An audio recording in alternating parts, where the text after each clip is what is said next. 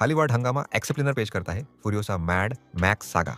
ये मूवी साल 2025 की एक एक्शन एडवेंचर मूवी है और ये movie mad max fury road की दूसरी मगर उसकी पास्ट की कहानी को दिखाती है। तो चलें शुरू करते हैं आज की कहानी को।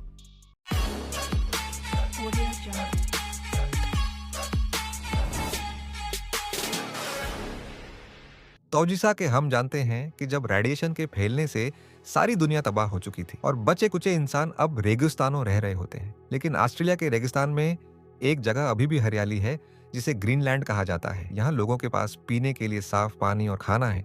तभी अब वहाँ फ्यूरियोसा नामी एक लड़की को देखते हैं जो पेड़ों से फल तोड़ रही होती है कि तभी वहाँ कुछ लोग आ जाते हैं जिन्हें रेडर्स कहा जाता है। असल में ये लोग रेगिस्तानी लुटेरे हैं जो सफर करते हुए यहाँ तक आ गए थे। इस पर फ्यूरियोसा उनकी बाइक्स की पेट्रोल पाइप काटने लगती है, लेकिन उनमें से एक रेडर उसे देख लेता है, जिस पर फ्यूरियोसा सीटी बजाकर सबको हाई अलर्ट कर देती है, जिसकी दूसरी उसकी माँ समझ जाती है कि उसके बच्चे खतरे में हैं, जिस पर वो है उन्हें बचाने के लिए जंगल की तरफ भागती है। लेकिन इससे पहले ही रेडर्स इसकी बेटी को अपने साथ ले गए थे, जिसके बाद उसकी माँ भी उन रेडर का पीछा करती है। अब वो रेडर फ्यूरियोसा को पकड़कर अपने सरदार डेमंडस के पास ले जाते हैं और बताते हैं कि ये लड़की हरी घाटी से है, जिस पर डेमंडस इस जगह के बारे में पूछता है, लेकिन फ्यूरियोसा एक लफ्ज भी अपने मुंह से नहीं बोलती, जिस पर उसे एक रेडर को लाया जाता है जो ग्रीनलैंड से फ्यूरियोसा को अगवा करके लाया था। लेकिन फ्यूरियोसा उस आदमी को वहीं पड़ मार देती है। फ्यूरियोसा की बहादुरी देखकर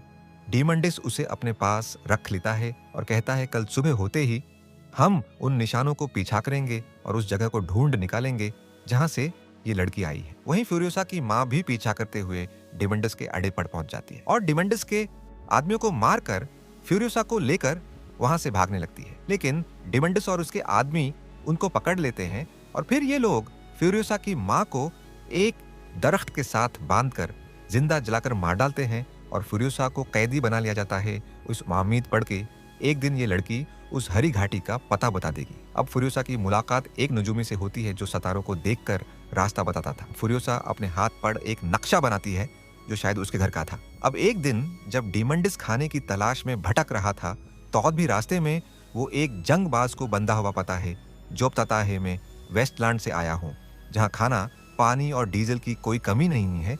अगर तुम मुझे आजाद कर दो तो मैं उस जगह ले जाऊंगा।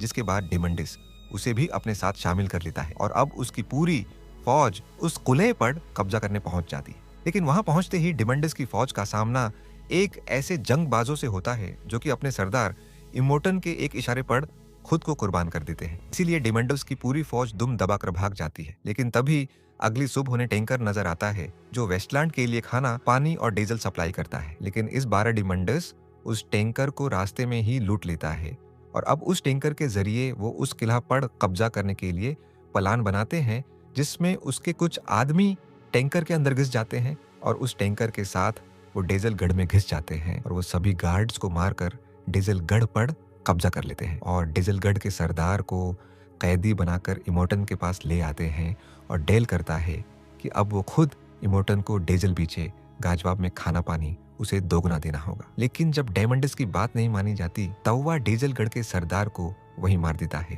कि तभी इमोटन की नजर फ्यूरियोसा पड़ती है और इमोटन कहता है कि उसे ये डील मंजूर है, लेकिन बदले उसे ये लड़की भी चाहिए ताकि ये जवान होकर मेरे लिए बच्चे पैदा करे। जिस पर डेमंडस फ्यूरियोसा को बेच देता है। उसके बाद रात को इमोटन का एक आदमी फ्यूरियोसा के साथ ज्यादती करने की जब कोशिश करता है तो वो वहां से भाग जाती है, इस बात के उसे वो नहीं मिलती। उसके बाद कई साल गुजर जाते हैं जहां इमोटन के आदमी एक नया हाई स्पीड टैंकर बनाते हैं, एक ऐसा टैंकर जो बहुत ताकतवर और हथियारों से लैस है। और इस टैंकर को बनाने में फ्यूरियोसा भी उनकी मदद करती है, जो लड़के का भेष बदल कर इमोटन की आर्मी में रह रही है। अब फ्यूरियोसा का प्लान इस टैंकर के जरिए यहाँ से भागने का था, इसलिए वो टैंकर के नीचे एक बाइक छुपा देती है। अब जब टैंकर डीजलगढ़ के लिए रवाना होता है तो रास्ते में कुछ लौटेरे टैंकर पर हमला कर देते हैं, जिसमें फ्यूरियोसा की छिपाई गई बाइक भी तबाह हो जाती है।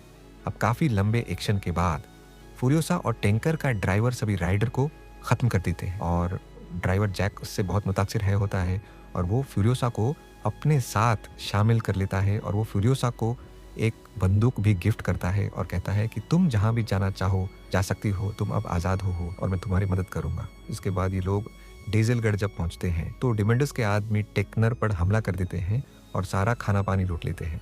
और जब ये बात इमोर्टन को पता चलती है तो वो अब डिमेंडस के खिलाफ फाइनल जंग करने का फैसला करता है और वो फ्यूरियोसा और जैक से कहता है कि कल तुम खाली टैंकर लेकर ब्लड फार्म जाओ और सारा गोला बारूद भर के ले आओ।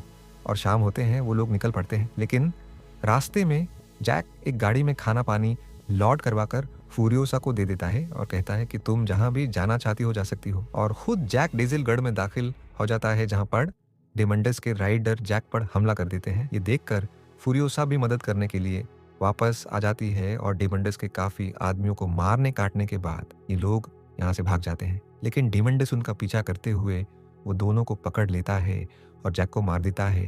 लेकिन फ्यूरियोसा मौका देखकर भाग जाती है और इमोर्टन को जाकर बताती है कि डिमेंडस क्ले पर कब्जा करने आ रहा है, जिसके बाद इमोर्टन भी अपनी फौज को तैयार करता है और इन दोनों के बीच भयानक जंग शुरू हो जाती है। बताया जाता है कि वेस्टलैंड की ये जंग 40 दिन तक चली, जिसमें दोनों तरफ से काफी सिपाही मारे जाते हैं और डिमेंडस की तो पूरी फौज तितर बितर हो जाती है और डिमेंडस खुद वहां से जान बचाकर भाग जाता है। लेकिन काफी दूर भाग दौड़ के बाद फ्यूरियोसा उसे पकड़ लेती है और अपनी माँ का बदला लेने के लिए उसे अब बुरी सजा देने वाली थी, एक ऐसी भयानक सजा जो आज तक किसी ने ना दी हो।